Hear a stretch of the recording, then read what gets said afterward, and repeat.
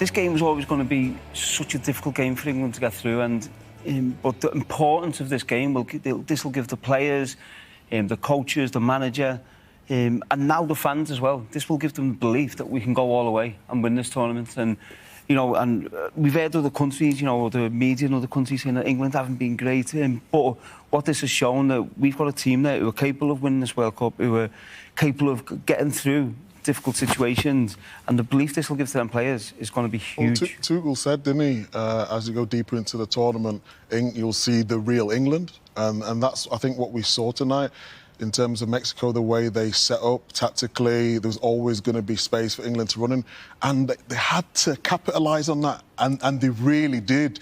We don't want to go overboard, but they really should be proud of that performance tonight. They really should. But the big players tonight, I know, listen, the whole team were excellent, I thought, and in different ways in terms of having to dig in and defend, but when you need these big players, Jordan, you'd think of the spine of the team. Jordan Pickford, I thought the two centre-backs were really good tonight. Declan Rice in the middle of the pitch, I thought was excellent. And then Bellingham and Kane. They really turned up tonight, and we need that in the rest of the games. Let's get back into the Azteca then. It is a scene of some iconic moments over the decades since it first opened. Alan Shearer, was this one such moment for England? Oh, absolutely. I mean, every single player, the players he brought onto the pitch were absolutely outstanding, fighting for their country in what is such a tough atmosphere and an iconic ground. And down to 10 men, wow, I just thought every single one of them was superb. What was it that particularly impressed you? Was it about the different ways or the different problems that they had to solve throughout that game and the way they dealt with it? Was it about their resilience? What was it? Everything. I thought everything was just superb. I just thought from the off, the way they tried to manage the game, their energy, the way they took the game to Mexico, as I said, in really difficult circumstances, and then to get the goals, and then to be hurt so soon afterwards, going into half time with that goal to make it 2-1. And then I thought the start to the second half was really positive, but then they get the red card and the penalty, and it's like, oh, what's going against us again? But I just thought the way they stuck together and their attitude, and the manager's substitutions to go 3 at the back or 5 at the back and defend as the way they did, and Pickford, who had a brilliant game. I was critical of him in the DR Congo game, but I thought his 2 or 3 saves today, and also when he was coming out and taking the pressure off his defenders as much as he could, I just thought every single one of them was superb. Wayne was saying that this is the kind of result and performance that can give England fans belief, England players belief, the whole England setup belief. Do you think that's how they celebrated, and do you have belief? Yeah, I do. We've been waiting for them, because I think they've probably only had, before today's game, that one good half against Croatia in the second half, and they've had their moments and pieces of brilliance from Harry and from Jude Bellingham. But I think the performance tonight was pretty much perfect. I thought that the questions that they were asked, and there's been so much talk about the altitude and everything else that the players had to deal with, and they've dealt with that, and they've dealt with other knockbacks as well. But this was a standout performance. This is a performance that can carry them forward and can give them belief in the hope that they can achieve something in this competition. And Norway next, Alan? Yes, and Norway next. Yeah, absolutely. We caught bits of that game when we're on the way to the stadium today, and that big man up front again, didn't he? He's causing havoc, he's scoring goals, and it looks as if it'll be a shootout between Kane and Haaland. Alan, thank you very much. Thank you. Enjoy the rest of the evening at the Azteca.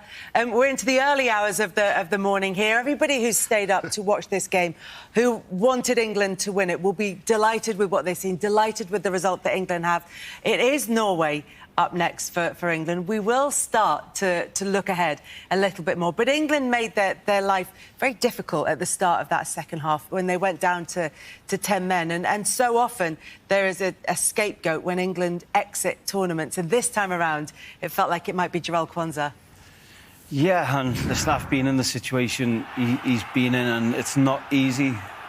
It's not an easy situation for him. It is a red card. It's reckless, and it's high, so it's a red card. But I feel for him, because knowing what he's going through in that dressing room as the game's going on, it's such a horrible feeling, and you know, you think, luckily for me, we went out, but he hopefully has got another chance in this World Cup. But yeah, it's not a nice feeling, and thankfully his teammates have helped him get through that sticky situation for him. We're going to hear now from Harry Kane. He's with Kelly Summers. Well, Harry, huge congratulations. What a contest, what a win. But I just firstly wanted to ask you what's happened over there by the England goal, because there looks to be some concern. Yeah, Jordan, my voice is gone. Hendo just fell over there. I think he's okay, just something to do with his arm. OK, well, as for the performance, I think it says it all, the fact that your voice has gone. That was some contest to watch. What on earth was it like to play in? Yeah, it was a crazy game.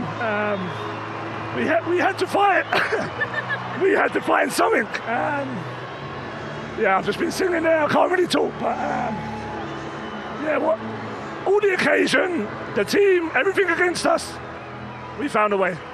I was going to say, is that what pleases you the most, the resilience today? Because even your penalty, a word on that as well, not the one you scored, the one you conceded. What did you make of that? Yeah, I thought I got to the ball first. It was one of those days that the ref gave a lot against us. And in the end, it didn't matter. So, yeah, I'm happy. I'm going to try one more question if your voice holds out. What can this do for England going forward? You've got a quarter-final in Miami against Norway to look forward to. What can the England fans look forward to now?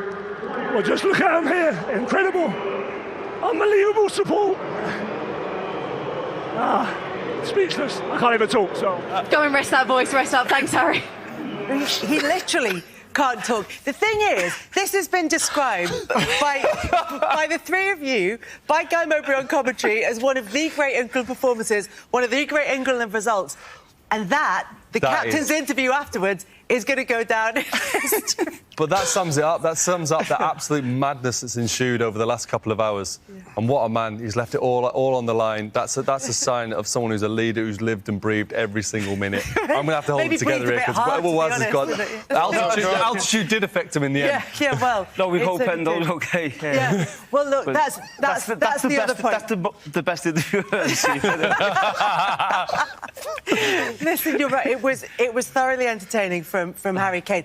What he did start off by talking about, though, was Jordan Henderson. He says he's absolutely fine, but he did fall over the advertising hoardings. That's what we think has happened, and it looked like he was getting some oxygen as he was being stretchered off the pitch. So we'll get an update on that.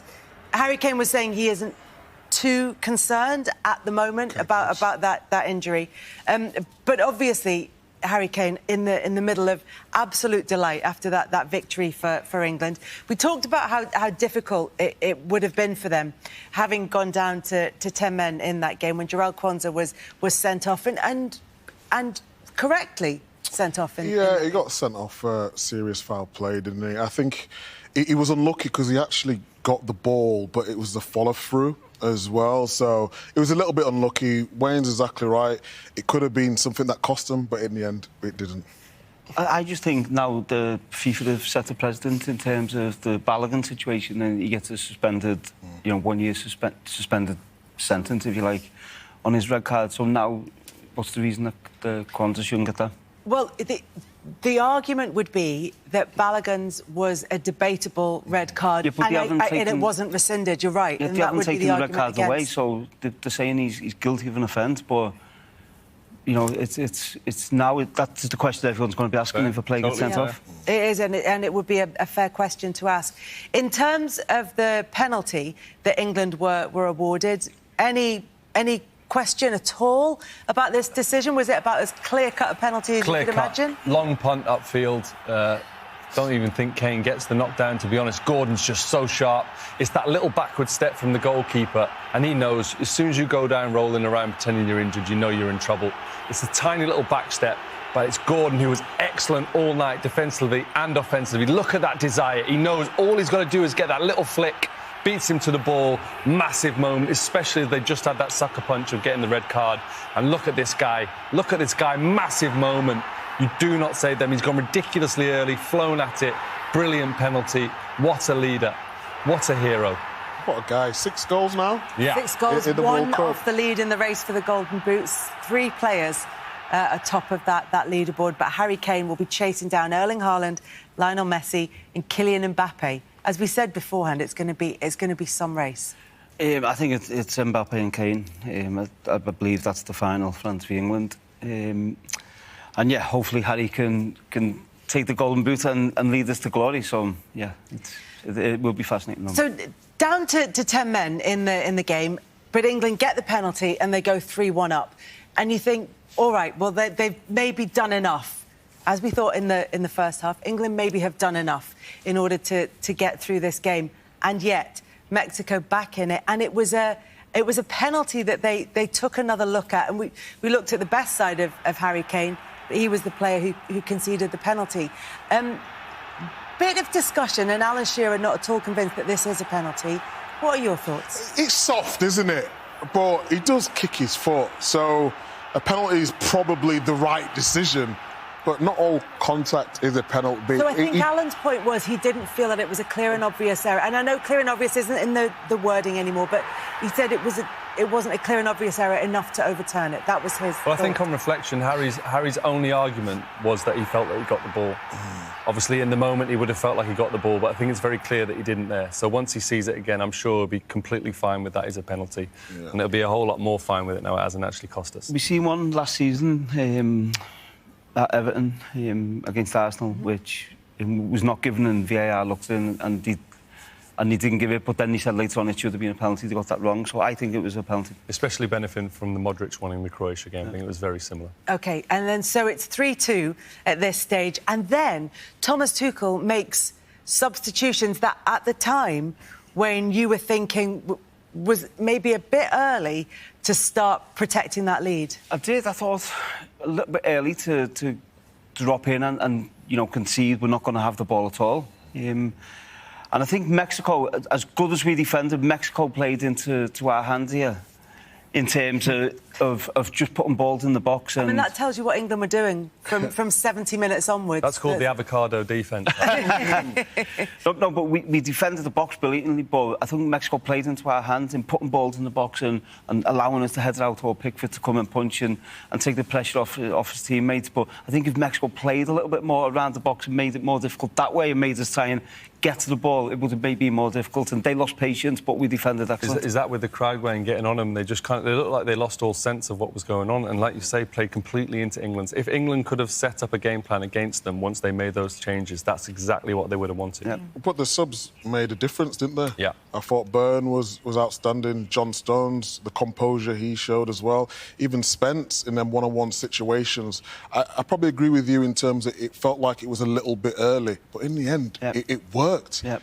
And you can tell that chemistry with the team. No matter who plays, they're going to do a job for the team. Mick, sorry, just a quick note on Jed Spence. Obviously, he took a lot of heat from the last game. Was he injured? Was he not injured? That was an incredible effort what he put in for his team. Though. Yeah, I think it's difficult, isn't it? Because today's game was a little bit different to what we've seen, certainly in the grouping against DR Congo, and what Tuchel wanted him to do in terms of get up and down, and you see him on the sideline shouting him to go. It wasn't that sort of game today. It was, come on, keep your composure and deal with the wide areas, and he did that fantastically Big character, well today. though. I'm really pleased for him. But even at the end here, the last 20 minutes, when what we've said with the three of us have pointed this out in the England games is when we open up defensively and we you know, we're running out of position and we're not covering the space, we look easy to play against.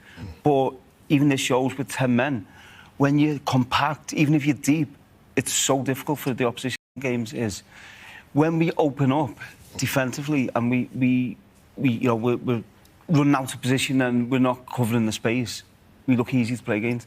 But even this shows with 10 men, when you're compact, even if you're deep, it's so difficult for the opposition to break you down. So I think moving forward with 11 players, we need to just get that balance right. But I'm going a little bit negative here, but the performance, we have to keep that and take it into the next few games because we will need that. You said before the game, communication. We did the analysis before. They communicated a lot better today, and they needed to. It felt like a big occasion, and they rose to it. I just think it's interesting just to go back to the substitutions, because what Tuchel was praised for right at the start of the tournament against Croatia was making very positive, very attacking substitutions. Whereas in this one, he did the opposite. He made very defensive substitutions and put pretty much every player behind the ball and said, right, we're 3-2 up, we're down to 10 men. We cannot lose this. It was a different approach from what we've seen from him. That was an old school English mentality. Yeah. You know, when you all look at each other and say, keep the spaces, stop the crosses, and when it comes in the box, bodies on the line. And fair play to him, because I think that was the right thing to do. It turned out in the end. It was just that in-game management, wasn't it? It's knowing when to, against Croatia, freshen it up, bring new wingers on, and then today it was about, OK, let's defend our box. And that is ultimately the difference. Southgate, we've mentioned, so did such a good job, but it's just these little details, and that could be the difference going forward. 10 goals for Jude Bellingham now, 7 of which have come at major tournaments, including 2 against Mexico. Here he is. Well, Jude, huge congratulations. What an effort from every single player on the team. What are your thoughts on what you and your teammates have just done out there? Hard to gather it all together, really. With 10 men, defending like how we defended our box, clinical like we were in their box, big pressure moments that, maybe in years gone by, especially me watching as a fan, as a little kid, probably England would have crumbled, and this team they stuck together until the last second. The players who came on, the players who started running themselves into the ground, putting the body between everything. That's what this team's about. What was it like being in that atmosphere, and also then when you were seeing some of those refereeing decisions, the adversity that England were having to come up against? Yeah, the atmosphere was by far the best I played against in international football. I think this country, as a footballing country, is just magnificent. The reception we had coming off the plane, although it was hostile, it was just a beautiful thing to see in terms of how passionate one country can be about their team. And in terms of the refereeing decisions, it is what it is. In the World Cup, they're human as well. As easy as it is to say now, they're human. We made a lot more than they did, no worries, we got through. Your 2 goals were inside 98 seconds, which were undoubtedly important, but was that clearance at the end of the first half as well arguably just as important? Yeah, it could have been. Obviously at 2-1 the game was still there, especially when they scored. It felt like the stadium almost collapsed, so it was probably an important clearance, just as important as the goals. But this win is far bigger than me. It's the players who came on, like I said. It's the supporters who've come to Mexico and probably had a difficult journey, paid hard-earned money. This is a team, a whole country's performance. What can this confidence and belief do for England going into what looks like an exciting quarter-final against Norway? Well, it's still one game at a time. At the end of the day, it's still just around a 16 win. The quarter-final now coming up against Norway, they pose a completely different threat.